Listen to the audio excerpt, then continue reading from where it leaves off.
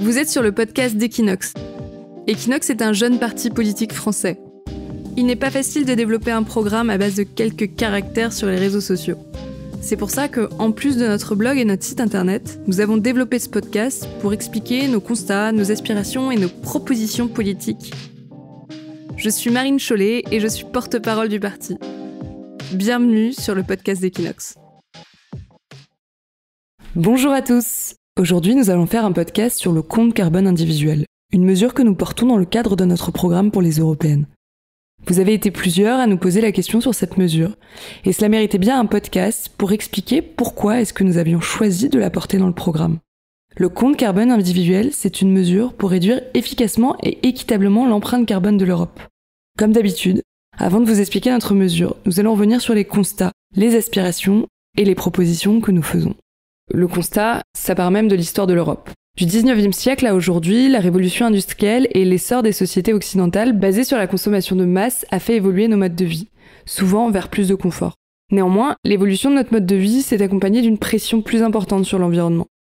Le climat se dérègle, la pollution se généralise dans tous les milieux. Les ressources viennent à manquer et la biodiversité est mise à mal. Et donc, perpétuer notre mode de vie actuel est insoutenable compte tenu des limites planétaires. Nous nous approchons, sur beaucoup d'aspects, de zones où l'empreinte de l'humanité sur son environnement conduirait directement ou indirectement à la destruction de cet environnement ou à une réduction partielle de nos sociétés. Aujourd'hui, nous nous attaquons à une de ces limites, celle liée au réchauffement climatique.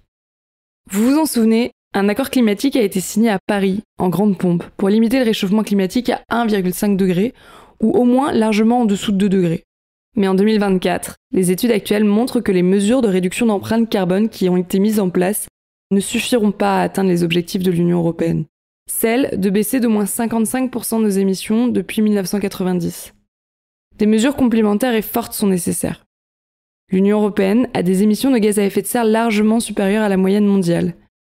Pour vous donner un ordre de grandeur, l'Europe est en moyenne à 9,7 équivalents de tonnes de CO2 par personne et par an, alors que la moyenne mondiale est de 6,6. La France, elle, se situe dans la moyenne des pays européens.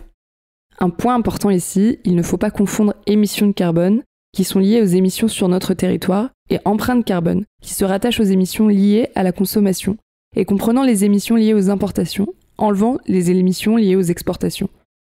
C'est ce prisme-là qui nous paraît le plus pertinent, plutôt que les émissions. En effet, en France, la moitié de notre empreinte carbone est liée à nos importations. Et au sein du territoire, il y a de grandes disparités.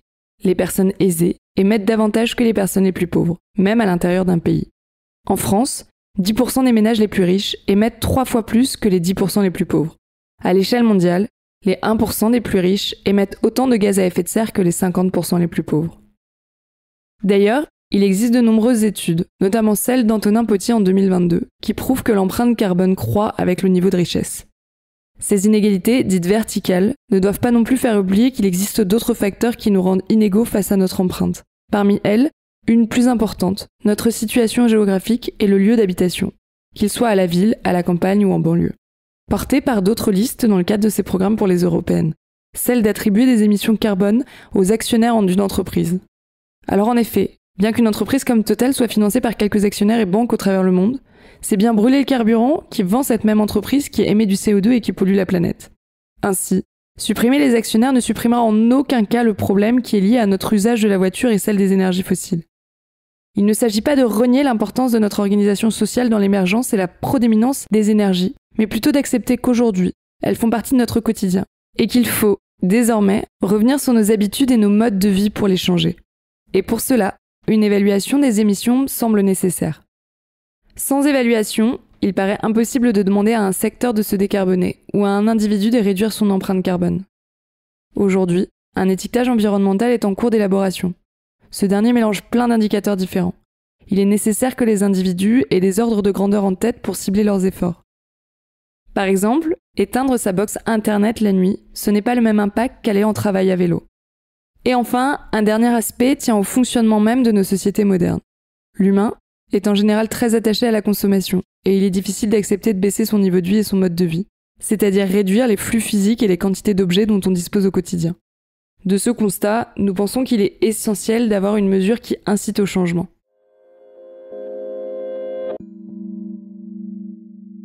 Vous connaissez maintenant quelles sont, par rapport à ces constats, nos aspirations. Eh bien, notre première aspiration, c'est la juste répartition de la charge de la transition. En somme, une forme de justice sociale. Nous partons du droit que chacun a à consommer les ressources et à émettre autant de CO2 qu'un autre. Cela constitue une forme de justice.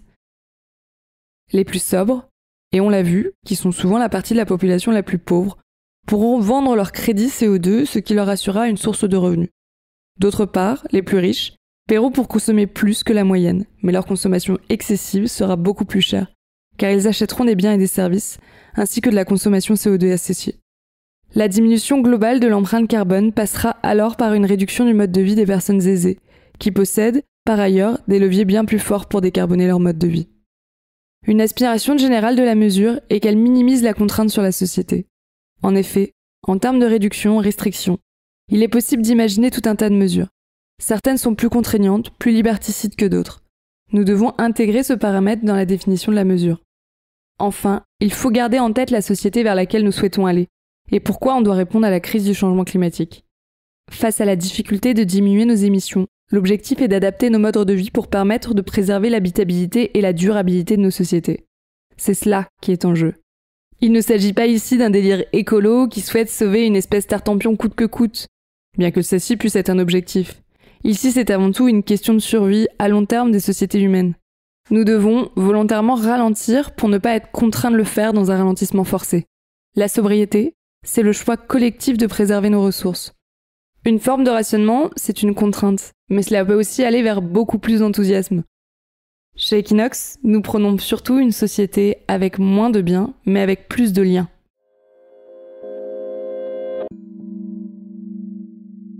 Face à ces constats et avec nos aspirations, quelles sont nos propositions ?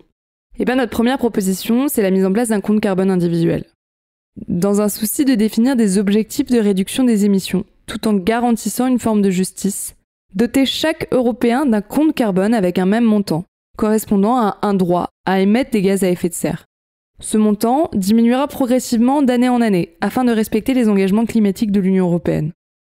Ce compte carbone individuel sera nécessaire pour l'énergie domestique, le gaz, le fioul et l'électricité, notre méthode de chauffage donc, et les transports, carburant, billets d'avion, de train, de bus, etc. Le compte carbone sera unique, enregistré auprès d'un organisme d'État indépendant. Le lien avec ce compte pourra être fait avec des banques classiques. Chaque débit de billet d'avion, par exemple, de bus, de train, ou chaque facture d'électricité, de fioul, de gaz, de carburant sera associée à un montant carbone, en plus d'un montant en euros évidemment, et débité simultanément au compte courant classique lors de la transaction. Le montant commencera à 5 tonnes CO2 équivalent par personne. Les entreprises pourront présenter un registre carbone nul à la fin de l'année et devront vendre autant de carbone qu'il faut pour payer leurs fournisseurs. Une surveillance sera effectuée pour éviter les dérives et les fraudes comme la fraude à la TVA. Le deuxième point, c'est celui de l'égalité et de la justice. Et pour cela, il faut permettre l'échange des comptes carbone afin de récompenser financièrement les personnes les plus sobres et de pénaliser celles qui dépassent largement leur montant alloué. Ces dernières étant généralement celles avec le revenu le plus élevé. L'échange s'effectuera via l'organisme précédemment cité, afin d'encadrer le marché. Le rachat de carbone sera limité par personne et par an, au double du quota par exemple, et le prix sera également modulé en fonction du montant racheté, taxe plus importante au fur et à mesure. La spéculation sera ainsi évitée. L'objectif de ce marché est de permettre une transition de tous vers un mode de vie plus sobre et permettant aux personnes les plus sobres de gagner en pouvoir d'achat et en niveau de vie. Pour répondre à quelques objections et inégalités de principe, il est possible d'aider les personnes vivant à la campagne, notamment en prenant en charge une partie des déplacements pro. Idem pour les locataires de passoires thermiques, où la responsabilité sera partagée avec le propriétaire selon la classe du logement. Le compte carbone individuel nous paraît aujourd'hui une solution bien plus juste qu'une taxe carbone non redistributive, et beaucoup moins liberticide et plus efficace qu'un cocktail de contraintes et de réglementations sur tous les usages de la vie quotidienne.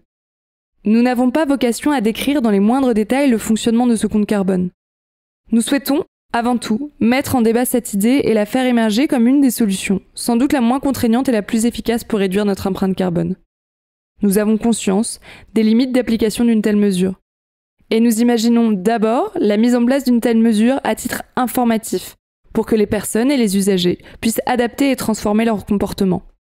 L'idée des comptes carbone individuels ne vient pas de nous. Elle a été mise en débat par des scientifiques et des think tanks. Je vous invite à retrouver les liens vers ces publications en dessous dans la description du podcast. J'ai la chance d'être tête de liste pour les élections européennes et de porter le programme d'Equinox.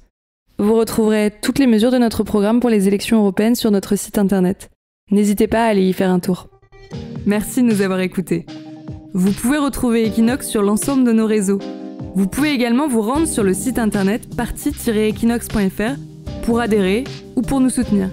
Et puis surtout, vous pouvez partager cet épisode, le liker et l'envoyer à tous vos amis qui pourraient être intéressés. À bientôt!